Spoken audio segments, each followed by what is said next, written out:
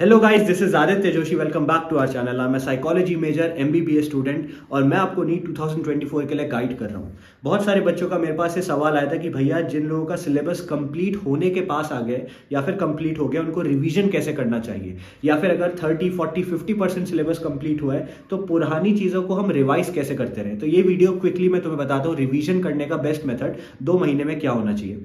First of all, revision करने से पहले तुम्हें बैकलॉग का ध्यान देना है। अगर बैकलॉग बिल्डअप होता गया तो रिवीजन करने का मतलब नहीं बनेगा, राइट। तो हर दिन मैं चाहता हूं तुम्हारा जो भी टाइम टेबल है उसमें रात को सोने से पहले 45 मिनट्स तुम अलग कर दो जिसमें तुम सिर्फ बैकलॉग्स क्लियर करोगे। बैकलॉग में चाहे क्वेश्चन प्रैक्टिस हो, चाहे पीवाईक्यू करना हो, चाहे इंपॉर्टेंट टॉपिक्स जो तुम गोले लगा देते ना कि बाद में पढ़ना है, ये सब करने के लिए, ठीक है। अब आते हैं प्रॉपर रिवीजन में। रिवीजन करने का बेस्ट तरीका होता है practical application of the theory that you have learned. मतलब अगर तुमने कोई थ्योरी कवर कर ली है और तुम्हें देखना है कि वो तुम्हें आती है कि नहीं, तो उसका रिवीजन करो। रिवीजन, आइडियल रिवीजन के 3 स्टेप होते हैं। पहला स्टेप होता है पीरियोडिकल। इसका मतलब तुमने आज कुछ पढ़ा, फिर 3 दिन बाद उसको दोबारा रिवाइज किया, फिर 10 दिन बाद दोबारा रिवाइज किया, फिर 15 दिन बाद दोबारा रिवाइज किया। जो पीरियोडिकल रिवीजन पैटर्न होता है वो ये इंश्योर करता है कि जो भी तुमने पढ़ा है वो तुम्हारी टेम्पररी मेमोरी से तुम्हारी परमानेंट मेमोरी में चला जाए। परमानेंट मेमोरी जो होती है ना, वही पेपर के समय में याद रहती है। टेम्पररी मेमोरी जो रटी हुई चीजें होती है वो हम भूलने लग जाते हैं। परमानेंट मेमोरी में लाने के भी 2 तरीके होते हैं। पहला तरीका होता है रिपीटिशन, जो मैंने आपको बताया। दूसरा तरीका होता है एसोसिएशन। एसोसिएशन में आप जो पढ़ रहे हो वो प्रीवियसली पढ़ी हुई नॉलेज से कनेक्ट करने की कोशिश करते हो। अब कनेक्शन और रिपीटिशन दोनों के लिए क्वेश्चन प्रैक्टिस इज नेसेसरी। समझ आ रहा है? यहां तक समझ आ रहा है? इसका मतलब आपने जो पढ़ा है उसका क्वेश्चन प्रैक्टिस लगाओ, ताकि क्वेश्चन प्रैक्टिस करते समय याद है, अच्छा हाँ ये फॉर्मूला मैंने रटा था, ये थ्योरी मैंने देखी थी, ये मैंने वन शॉट वीडियो लेक्चर में देखा था। तो कनेक्ट होने लगेगी इंफॉर्मेशन। और जितनी ज्यादा बार क्वेश्चन प्रैक्टिस लगाओगे तो रिपीटिशन होता रहेगा। पहला तरीका मैंने बता दिया, पीरियोडिक।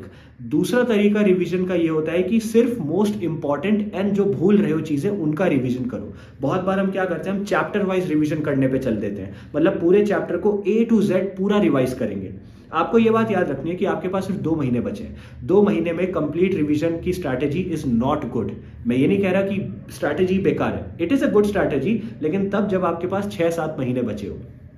अब आपके पास सिर्फ 2 महीने बचे हैं, तो अभी रिवीजन के लिए बेस्ट स्ट्रैटेजी ये नहीं होगी कि पूरा चैप्टर उठा के पढ़ने लग गए। आपको चैप्टर में सिर्फ मार्क्ड चीजें पढ़नी है। जो आपने पहले अटेम्प्ट में करते समय गलत कर दी थी वो करनी है। जो क्वेश्चन गलत हो गए थे, जो क्वेश्चन आपको समझ नहीं आ रहे थे, जिसमें आप अटक रहे थे, वो करना है।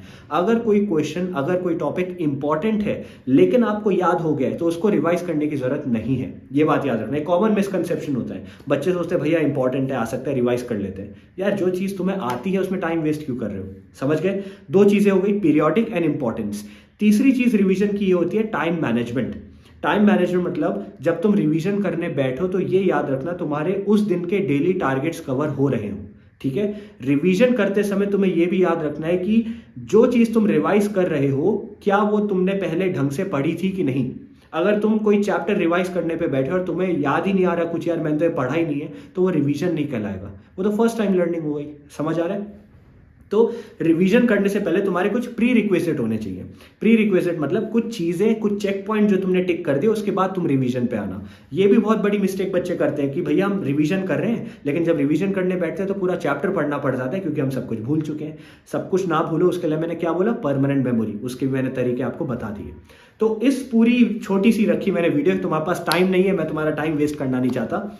देखो, टू सम इट अप, अगर तुम्हें प्रॉपर रिवीजन करना है तो सबसे पहले जितने ज्यादा मॉक टेस्ट लगा सकते हो लगाओ। फुल सिलेबस मॉक टेस्ट और mix back questions, physics, chemistry, bio, तीनों के, ठीक है। जो भी क्वेश्चन प्रैक्टिस करोगे, जो भी मॉक टेस्ट करोगे, मतलब जो भी प्रैक्टिकल एप्लीकेशन ऑफ थ्योरी करोगे, वो हर दिन करने का ट्राई करो। जैसे आज तुमने कुछ पढ़ा तो आज का मॉक टेस्ट तुम परसों या तरसों लगा सकते हो, 2-3 दिन के बाद। कल जो पढ़ोगे उसका अगेन 2-3 दिन के बाद। तो ये तुम देखोगे कि जो तुम पढ़ रहे थे और जो तुम अप्लाई कर रहे थे उसके बीच में गैप है, लेकिन उस गैप के बाद तुम daily mock test, daily question practice कर रहे हो।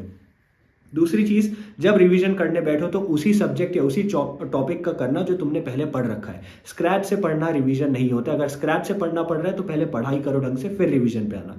तीसरी चीज, टाइम मैनेजमेंट अच्छे से करना। जिस दिन तुम रिवीजन करने बैठो तो देख लेना उस दिन के टारगेट्स भी तुम्हारे कंप्लीट हो जाते हैं। अब रिवीजन करने के लिए तुम्हें प्रैक्टिकल एप्लीकेशन तो बता दी, क्वेश्चन प्रैक्टिस वगैरह कैसे करनी है, क्या करनी है। रिवीजन करने का दूसरा तरीका यह भी होता है कि अगर तुमने कोई टॉपिक पढ़ लिया है और तुम्हें याद नहीं आ रहा है, कि हो सकता है थ्योरी में कुछ पॉट होल्स हैं, हैं, थ्योरी में कुछ गैप्स हैं, गड्ढे हैं जो फिलअप करने हैं, तो इस केस में one shot video lectures is very good. One shot video lectures तुम्हारी बेस नहीं बनाते हैं, तुम्हें थोड़ा सा आइडिया दे देते हैं चैप्टर के बारे में, लेकिन अगर तुमने वो चैप्टर पहले पढ़ा हुआ है तो वन शॉट वीडियो लेक्चर्स तुम्हारे गड्ढे भर सकते हैं, ये कर सकते हो। दूसरी चीज तुम क्या कर सकते हो, क्वेश्चन प्रैक्टिस जो मैंने बताई। तीसरी चीज तुम क्या कर सकते हो, अगर तुमने खुद के नोट्स बनाए हैं तो खुद के नोट्स पढ़ सकते हो। समझ आ रहा है? अगर अभी तक तुमने खुद के नोट्स नहीं बनाए तो रिवीजन करते समय खुद के नोट्स बनाने मत बैठना, क्योंकि अब वो नोट्स बनाने का फायदा नहीं होगा, तुम्हें टाइम ही नहीं मिलेगा उन नोट्स को पढ़ पाने का। तो ये पूरा प्रोसेस था रिवीजन का। लास्टली मैं ये जरूर कहूंगा, रिवीजन करते समय एनसीईआरटी को इनकॉर्पोरेट जरूर करना। वीडियो की स्टार्टिंग में मैंने बोला था इंपॉर्टेंट टॉपिक जो तुमने मार्क कर रखे होंगे, तो एनसीईआरटी के अंदर से ये सारी चीजें खोज खोज के जरूर पढ़ते रहना। बायो की एनसीईआरटी तो घिस देते हैं ना हम सब लोग, तो बायो की एनसीईआरटी से रिवीजन बहुत अच्छे तरीके से होता है। ये एक ओवरव्यू था रिवीजन तुम्हें कैसा करना चाहिए। वीडियो छोटी रखी, क्रिस्प रखी। कहीं भी तुम्हें डाउट हो गया क्योंकि मैंने बहुत सारे कीवर्ड्स और भारी भरकम शब्द बोल दिए, तो वीडियो को दोबारा देख सकते हो। और जो जो मैं बोल रहा हूँ ना, वो मैं मेंटरशिप या जिन बच्चों को मैं पर्सनली गाइड करता हूँ उन सबको मैं बताता भी रहता हूँ। आप मुझे कहीं भी फॉलो करो, कैसे भी फॉलो करो, या मुझे फॉलो नहीं भी कर रहे हो, दैट्स एंटायरली ऑन यू। आपका मेन फोकस होना चाहिए नीट 2024 को क्रैक करना। That is my only concern. तुम नीट को क्रैक करोगे, तुम एक डॉक्टर बनने वाले होगे, that is the best gift that I could ever have. तो अभी 2 ही महीने बचे, गिव अप नहीं करना है। कोई अगर तुम्हें बोलता है तुम्हारे बस का नहीं, तुम्हारी औकात नहीं, एक कान से सुनो दूसरे से निकाल दो। Believe in yourself and prove everyone wrong. You can do anything that you want to do. ठीक है? All the best. I hope this video help. Thank you.